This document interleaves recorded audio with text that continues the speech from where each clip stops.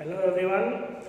In our last lecture, we have completed the fourth chapter, and today we are going to start fifth chapter, that is admission of partner.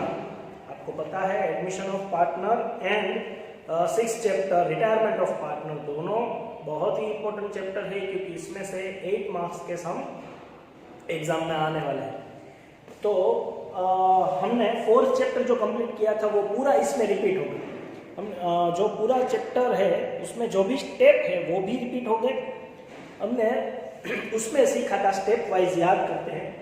New profit sharing ratio, calculation of new profit sharing ratio, फिर treatment of goodwill, फिर revaluation of assets and liabilities and adjustment of capital. वो चारों step इसमें वापस repeat होंगे। इसमें वही step wise पहले सम स्टार्ट हो गए।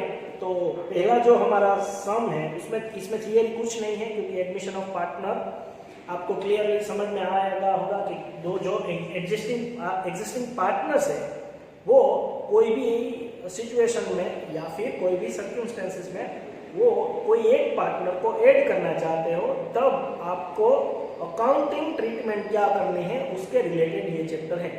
इसमें भी revaluation account, partners capital account, cash account और बैलेंस शीट वो सारा रिपीट होगा, लेकिन वो लास्ट में होगा क्योंकि पहले स्टेप वाइज आपको न्यू प्रॉफिट शेयरिंग रेशियो, फिर गुडविल की ट्रीटमेंट, फिर revaluation of assets and liability and फिर एडजस्टेड कैपिटल, वही सारी चीज रिपीट होगी। तो हमारा जो पहला इलस्ट्रेशन है पेज नंबर 5.3 के ऊपर वो यही है, calculations of new profit sharing ratio या सैक्रिफाइसिंग रेशियो या फिर gain ratio.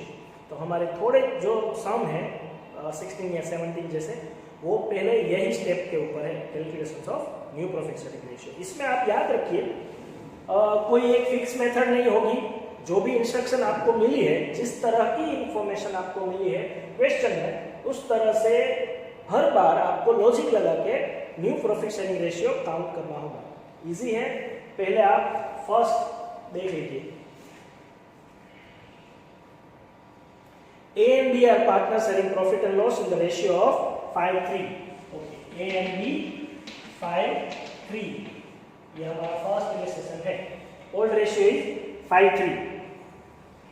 C is admitted for 1/4 share in the profit. Calculate new profit sharing ratio of partners. Okay. A and B जो ratio है वो है 5:3। C का जो ratio है न्यू पार्टनर का वो है 1/4। ओके, न्यू पार्टनर का रेशियो और ओल्ड पार्टनर का एग्जिस्टिंग रेशियो, ये दो चीज आपको अगर दी हो, मतलब जो भी इंफॉर्मेशन दी हो उसके हिसाब से आपको कैलकुलेट करना है। तो ये दोनों चीज आपको दी हो, अगर दूसरी कोई सैक्रिफाइसिंग की या फिर कोई और इंस्ट्रक्शन आपको ना दी हो तो आपको लेट द प्रॉफिट इज 1 वाली मेथड फॉलो करनी है। लेट द प्रॉफिट इज 1, तो remaining profit is equal to 1 minus 1/4। इसका मतलब क्या है कि आपको न्यू प्रॉफिट शेयरिंग रेशियो मतलब सी का न्यू पार्टनर को 1/4 देना ही है एनी हाउ। तो प्रॉफिट हमने 1 सपोज किया क्योंकि ये फ्रैक्शन में है, 1/4, 1/5, 1/3 ऐसे ही कुछ दिया होगा, तो इसलिए 1 हम सपोज करते हैं। 1 माइनस 1/4 करो तो 3/4 आएगा। ये जो रिमेनिंग शेयर है वो किसका है? एग्जिस्टिंग पार्टनर का, क्योंकि हमने सी को 1/4 शेयर ऑलरेडी दे दिया है। 1 में से 1/4 माइनस कर दिया है, सी को दे दिया, तो बाकी का जो बचा वो 3/4 वो ए और बी का है, कंबाइन है, ये दोनों का है। तो 3/4 में से ए कितना लेगा और बी कितना लेगा। तो कोई भी इंस्ट्रक्शन ना दी गई हो तो आपको 3/4 को 5 और 3 में डिस्ट्रीब्यूट करना है। यही हमारा न्यू रेशियो है। तो लिखना कैसे है? New ratio of A is equal to 3/4 को हम 5 और 3 में डिस्ट्रीब्यूट करेंगे। मतलब कोई भी अमाउंट को अगर डिस्ट्रीब्यूट करनी है तो इनटू करना पड़ता है।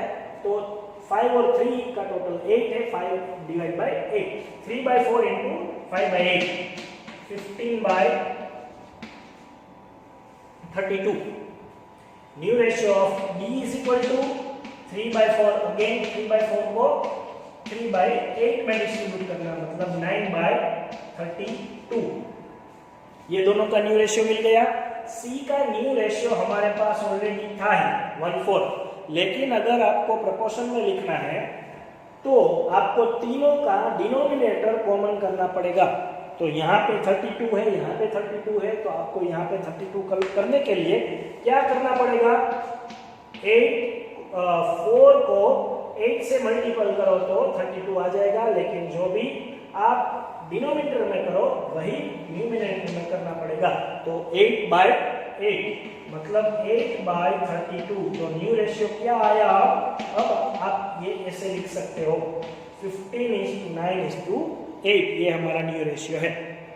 Clear. Late the profit is one वाली मेथड जो है वो ये दो ही इंफॉर्मेशन में, अगर आपको दो ही इंफॉर्मेशन दी हो, ओल्ड रेशियो और पार्टनर्स का न्यू रेशियो, तो इस्तेमाल करनी है। और ये ज़्यादा याद रखना है क्योंकि ये बहुत बार जो हम सम करेंगे उसमें काम आएगा। ओके, उसके बाद हमारा सेकंड रिलेशनशिप रीड करो आप। सेकंड में क्या दिया गया है, कौन सी इंफॉर्मेशन है, उसके हिसाब से हम आगे फॉलो करेंगे। A, B and C were partners in a firm sharing profit in the ratio of 3:1। Okay, A, B, C तीन पार्टनर है, 3:1 में डिस्ट्रीब्यूट कर रहे हैं। D for 10% of profit। Okay, D को परसेंटेज में दिया है तो हम 10 को 1/10 लिख सकते हैं। फ्रैक्शन में ही लिखना है क्योंकि एलसीएम लेना पड़ेगा इसमें, तो 1/10 लिख दो। D का जो 10% है उसको हमने फ्रैक्शन में कन्वर्ट कर दिया तो 1/10 रहेगा। Calculate the new profit sharing ratio. अब तो लास्ट सम जैसा ही हो गया ना, let the profit is 1। Remaining profit is equal to 1 minus 1/10। New partner को जो भी आप पे कर रहे हो वो उसको दे दो, तो बाकी का जो प्रॉफिट है वो एग्जिस्टिंग पार्टनर का होगा। तो अब लास्ट सम में 2 पार्टनर थे, 2 को डिस्ट्रीब्यूट किया था, इस समय 3 पार्टनर है, तो 9/10 जो रिमेनिंग शेयर है उसको 3:1 में डिस्ट्रीब्यूट करना है। New share of A is equal to 9/10 into 3/6। 60 ले लो या फिर 30 ले लो तो भी हो जाएगा।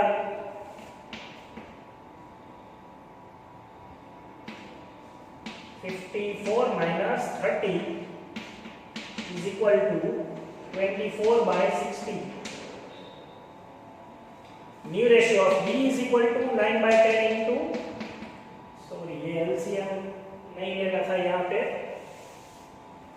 मल्टीपल है इसलिए एलसीएम नहीं लेंगे, 27/60 होगा। 9/10 into 2/6 is equal to 18/60 और new ratio of C is equal to 9/10 into 1/6 is equal to 9/60। Okay, again D का जो शेयर है वो 1/10 है। आपको डिनोमिनेटर कॉमन करना है, सब में डिनोमिनेटर 60 है तो आपको 6/6 करना है, 6/60। अब न्यू रेशियो क्या आएगा, 27, 18, 9 और 6। आप इसको कट भी कर सकते हो, 3 के टेबल में आएगा तो कट भी हो जाएगा। ओके, ये दोनों मेथड सेम ही थी। लेटर मेथड 2 ही इंस्ट्रक्शन आपको दी हो तो आपको ये मेथड फॉलो करनी है। ओके, उसके बाद थर्ड आप देखिए, illustration number 3। A and B are partners. They admit C for 1/4 share. In future, profit sharing ratio between A and B would be 2:1. Okay, old ratio आपको नहीं दिया, A and B are partners। old ratio अगर ना दिया हो तो आपको equal लेना है, 1:1। C को आप 1/4 में एडमिट कर रहे हो। अब एक इंस्ट्रक्शन आपको ज्यादा मिली है इसमें, in future profit sharing ratio between A and B would be 2:1। ये new ratio of all 3 partners नहीं है।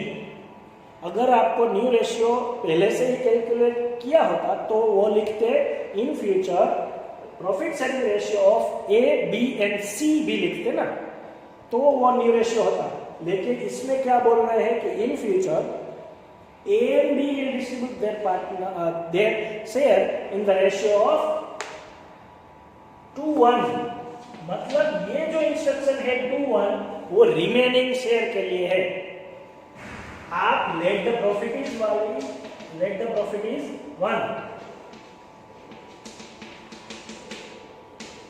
Remaining share is equal to 1 minus 1/4।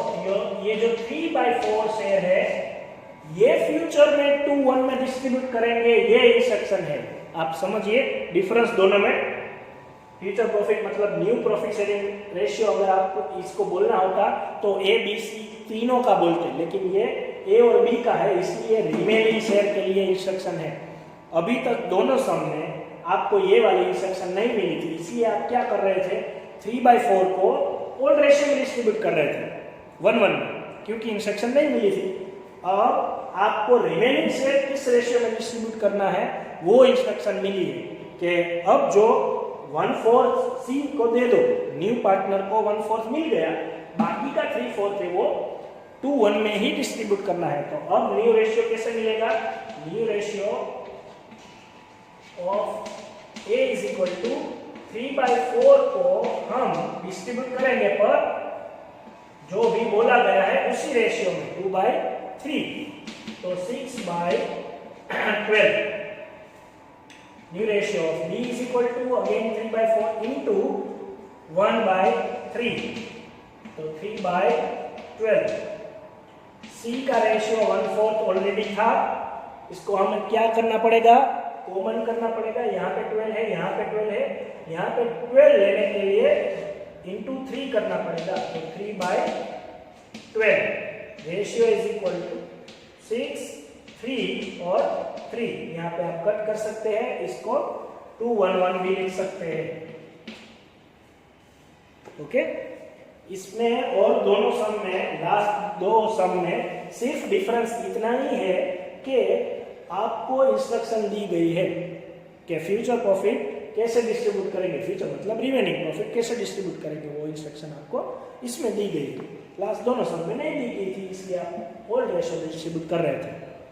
1 2 3 और 1 2 3 एग्जाम्पल आपने सोल्व किए। इसमें ये जो मेथड है उसी के हिसाब से आपके एक्सरसाइज में सम स्टार्ट हो गए, तो आप वो एक्सरसाइज के और ये सम सोल्व कर लेना एक बार, इसलिए ये मेथड आपको आ जाएगी।